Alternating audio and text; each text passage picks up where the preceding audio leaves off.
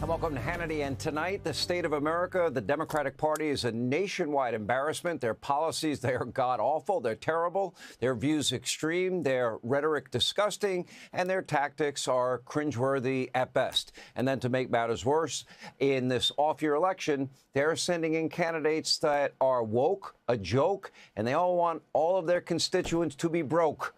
The leading candidate for mayor of New York, a rabid, communist, anti-Semite, won't even call for the terrorist organization Hamas to disarm. How gutless. Take a look.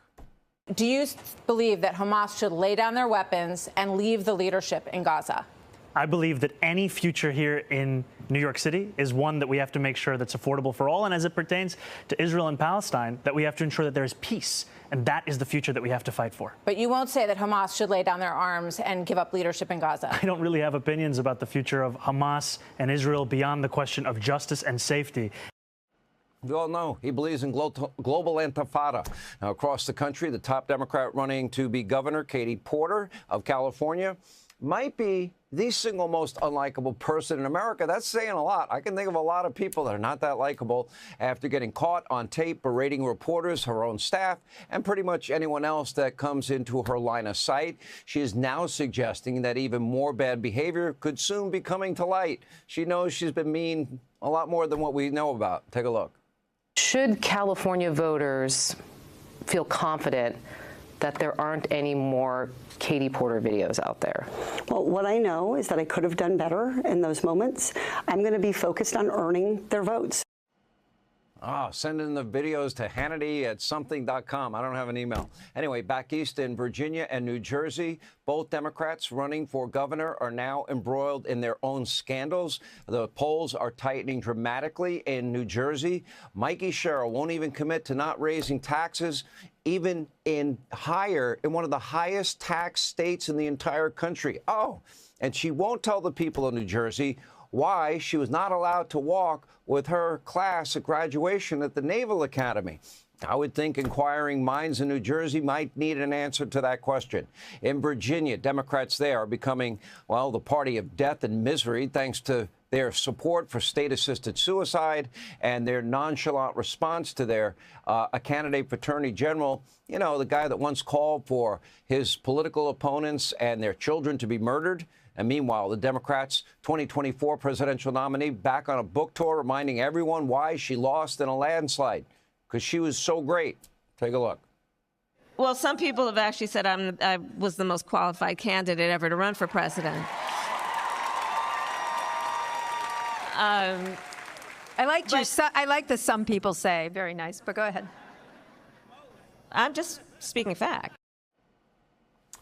Oh, really? Okay, coming up, we're going to have a full rundown of this dumpster fire now burning hot inside the Democratic Party. But first, let's turn our attention to the Democratic dumpster fire that is Capitol Hill. Last night, they filmed themselves making a lot of noise, heroically marching to Speaker Johnson's ceremonial office inside the Capitol. By the way, he wasn't there. Take a look. Swear her in! Swear her in! Swear her in! Swear her in! Swear her in! Swear her in! Swear her in! Swear her in! All right, other than a desperate ploy for attention, no one really seems to know what their goals were. Speaker Johnson, as I said, wasn't there. The House, they already passed a bill to keep the government open. In reality, it's Senate Democrats that are now responsible for the shutdown, hence the name the Schumer shutdown. And tonight, they are still blocking Republicans and other Democrats from getting the 60 votes they needed to pass a continuing resolution. Now, they certainly won't be opening the government before their radical base is taking to the streets all around the country for massive protests all weekend, like the summer of 2020. Why would the Democrats ever alienate what is now their extreme radical voters? They can't win without them. So they never would dare criticize them. That's why they didn't criticize them. They won't stop. They shouldn't stop. And we're not going to stop supporting the rioters, you know, hurling bricks and rocks at and Molotov cocktails at cops and killing people and looting stores and billions in property damage. But that's not stopping. House Minority Leader Hakeem Jeffries, He's really leader in name only, for waxing poetic about his noble cause. Take a look. House Republicans shut the government down. Then they ran out of town. And for the last 3 weeks, they're nowhere to be found. What more can I say? You deserve better. Oh, you deserve better. They actually had a vote in the Senate yesterday, and they already did it in the House. So we are clear. Here's a list put together by the Speaker's office detailing the Democrats' actual demands to open the government. Apparently, they will only reopen the government if they get a whopping $200 billion of your tax dollars for health care benefits for illegals. They also want permanent emergency Obamacare COVID subsidies. Remember, they were supposed to be temporary. $500 million for PBS and NPR. $4 million to LGBTQ democracy grants in the Balkans. $2 million for feminist democratic principles in Africa. Not sure what that means. They want $1.5 trillion total in new spending to open the government for a whopping 7 weeks. And tonight, in order to get their way on all these issues, Democrats, they are ready and willing to sacrifice paychecks of our brave men and women in the military and millions of other government employees, something that they said was so reckless and irresponsible many times. In fact, according to an Axios report, Democrats are calling Trump's efforts to pay our troops during the shutdown illegal.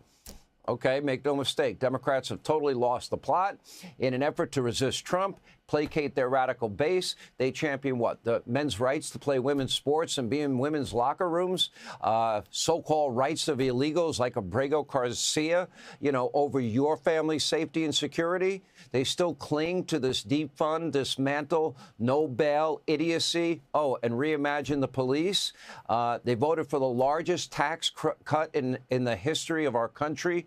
Rather, they gave us the largest tax increase in history. Now, this is not just my opinion. Nope.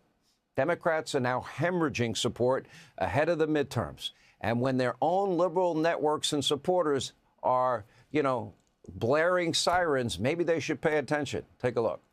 If you go back 6 months ago, you go back to April, Kate Baldwin, what were we looking at? Well, we were looking at the Democrats with a very clear shot of taking control of the U.S. House of Representatives, according to the Kalshi prediction market odds. We saw them in an 83% chance. But those odds have gone plummeting down. Now we're talking about just a 63% chance, while the GOP's chances up like a rocket. Democrats are not gaining the way that we expected. Then you add in the fact that the state legislators are adding potentially more GOP seats like they've already done down in Texas, like they've done in Missouri. And then you add in the potential gutting of the VRA, and all of a sudden it becomes much more difficult for Democrats to gain. All right, but it does get worse for Democrats. A foolish plan from Newsom and other party leaders to squeeze out a few more Democratic seats from an electoral map already heavily gerrymandered in favor of Democrats. That is now backfiring also in a major way. Take a look. If you offset California and Texas, Missouri and Utah, North Carolina and Maryland, everything left over is an advantage to the Republicans. And don't forget, the Supreme Court is considering what could really be the end of the Voting Rights Act, which would protect minority groups. So you don't have a state that's half black, for example, that elects only one congressional member and everybody else goes to the Republicans that would represent that population in some ways. So if that is gutted, Democrats could lose 19 seats. This would be a huge amount.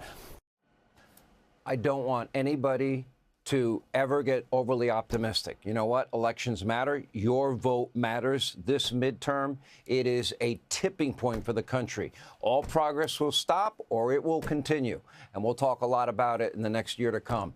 The numbers don't lie. Cringeworthy political stunts, they're not going to save the Democrats from themselves. This is now a radicalized party with a radical socialist, even Marxist base. They want to upend our great American way of life. And I fear dark days are ahead for anywhere in the country where these people get